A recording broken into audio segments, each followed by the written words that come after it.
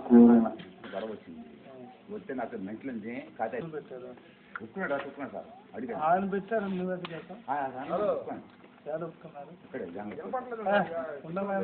వాళ్ళు ఎవరు ఆయన ఎవరు వైఎస్ ప్రభాకర్ చౌదరి అతను పెట్టారు ఖాతా గారు ఉక్కునండి సరే ఇప్పుడు ఏమైంది దానికి పెట్టారు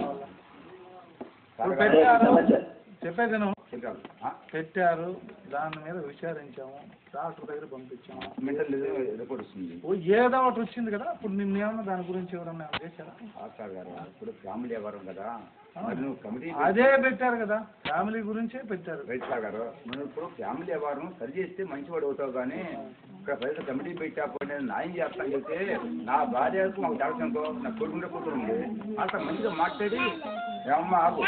అని అట్లా మాకు న్యాయం చేసి గ్రామంలో మంచిదని ఒప్పుకున్నాను నీ కమిటీ వల్ల ఈ ఊరు ఏమి చేసావు అని అడుగుతాను గవర్నమెంట్ కారణం నీ వల్ల ఈ గ్రామం ఏం బాగుపడింది ఇప్పుడు కాపలా పోయింది అనుకోండి వచ్చే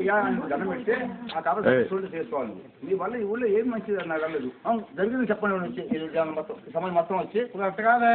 నీకొక్కరికి జరగకపోవచ్చు మిగతా వాళ్ళకి జరగలేదని అరే నువ్వంటే వాళ్ళు చెప్పాలి ఆ మాట ఈ కమిటీ ఏం పని చేయలేదు గొడవలు అయితే తగ్గాయి కదా ఎక్కువైపోయింది ఏడా కమిటీ పెట్టినాక ఎక్కడైంది మా ఊళ్ళో ఏమంటే ఇప్పుడు కూడా చేసిన వచ్చింటాడు కదా మా ఊళ్ళో కమిటీ లేక ముందు తప్పు చేస్తే సమర్పించుకోవడమే ఏంటి ఒకటి ఒకటే సాగండి ముందు అంత అనుకోవడం లేదు కనుక కమిటీ పెట్టినాక కమిటీ నెంబర్లు మొత్తాలు కూర్చున్నప్పటిని చేసుకుని వెళ్ళి రాయి పడకపోతే అప్పుడు మనం ఎఫ్ఐఆర్కి వెళ్ళి అబ్బాయ్యా మాకు ఎంత లేదు అని కమిటీ నెంబర్ మొత్తం వచ్చింది మీరు రిపోర్ట్ ఇస్తే అప్పుడు తెలుసుకుంటారు కంపెనీ రగలు పెడతానంటున్నాడు డబ్బులు అడుగుతున్నాడు వీడు కమిటీ నెంబర్లను బూతులు తిట్టి అందరినీ తిట్టి అసలు చెప్పి చేసేది ఏంటి మీరు వచ్చే నమస్కారం పెడతాడు గౌరవదండం పెడతాడు ఎప్పుడు నువ్వు ఏ రోజు ఇప్పుడు కూడా తిట్టలేవు కదా ఎప్పుడు నువ్వు తిట్టిందా కమిటీని అదే సార్ అసలు ఒక ప్రతి రోజు ఎవరినో ఒకరిని బెదిరియా తాగిరాని పేరు ఊర్లేదు చేస్తాడు ఇంత పొద్దున ఎంత పొడుగు కత్తి తీసి తిరిగాను ఊళ్ళో ఎన్ని రకాలుగా తిరిగా చూడు అది కాదయ్యా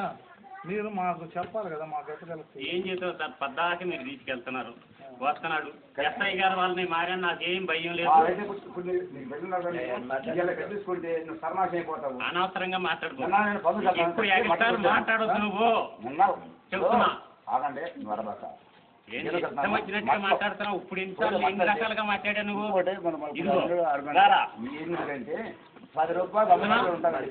ఇతన్న డబ్బులు అడిగి ఇవ్వకపోతే తగలు పెడతానని శివరాత్రి నాడు ఎంత గొడవ చేశాడు ఇతను అడగండి ఇంటికి వెళ్ళి 50 రూపాయలు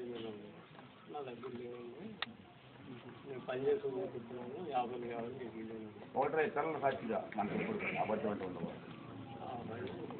ఇప్పుడు మీకు ప్రాబ్లం అతనితో ఉంది ఇప్పుడు మీరు రామ్ బ్రహ్మం గారికి ఫోన్ చేస్తే లాభం మాకు చేయొచ్చు కదా లేదు మా దగ్గరికి వచ్చి చెప్పొచ్చు నిజంగా ప్రాబ్లం ఉంటే చెప్పండి తప్పేలో సమస్య ఉన్నప్పుడు భయం పుట్టి తగలెంగుతారో కొడతారో నరుగుతున్నారో అని చెప్పి వాళ్ళు వెళ్ళకుండా నోరు మూసుకుని కూర్చుంటున్నారు ఏదో మీరు మామూలుగా మాట్లాడండి ఎవడు చెప్పలేరండి ఇక్కడ ఏంది అందరికీ తెలుసు ఇవన్నీ ఎవడు చెప్పలేరు ఏం చేస్తాను చెప్పండి ఏళ్ళలో కాదు అని ఒక్కసారి కనిపించా కాదేనయ్యా ఇప్పుడు ఊర్లో సమస్య ఉన్నప్పుడు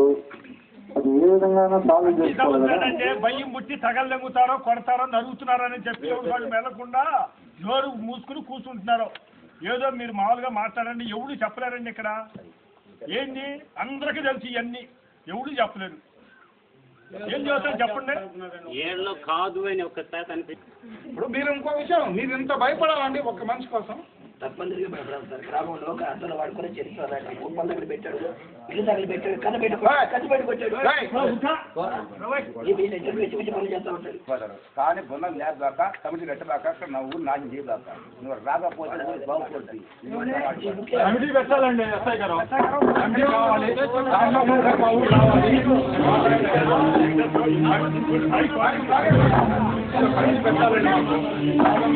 కావాలి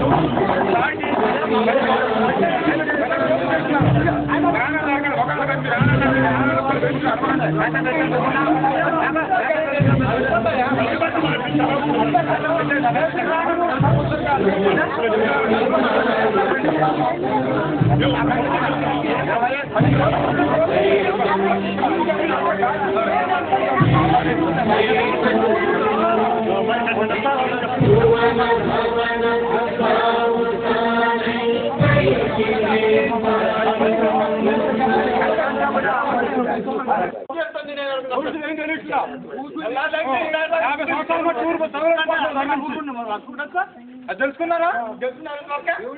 తెలుసుకోండి తెలుసుకోండి 50 సంవత్సరాలు ఊరు సత్యనారాయణ తెలుసు వెనకాల పిల్లలకి వాళ్ళ పాత్ర ఎన్ని తెలుస్తాయి. 50 సంవత్సరాలు